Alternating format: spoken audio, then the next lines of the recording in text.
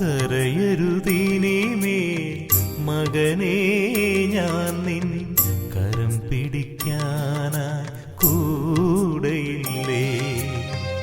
നീയൊരു നാളും പതറുകയില്ല, എന്നോടു കൂടെ ചേർന്നു നിന്നാൽ. ഹൃദയമിന്നെനിക്കായി തുറന്നു തന്നാൽ. കരയരുതീനിമേൽ മകനേ, ഞാൻ നിൻ കരം പിടിക്കാനായി കൂടെയില്ലേ.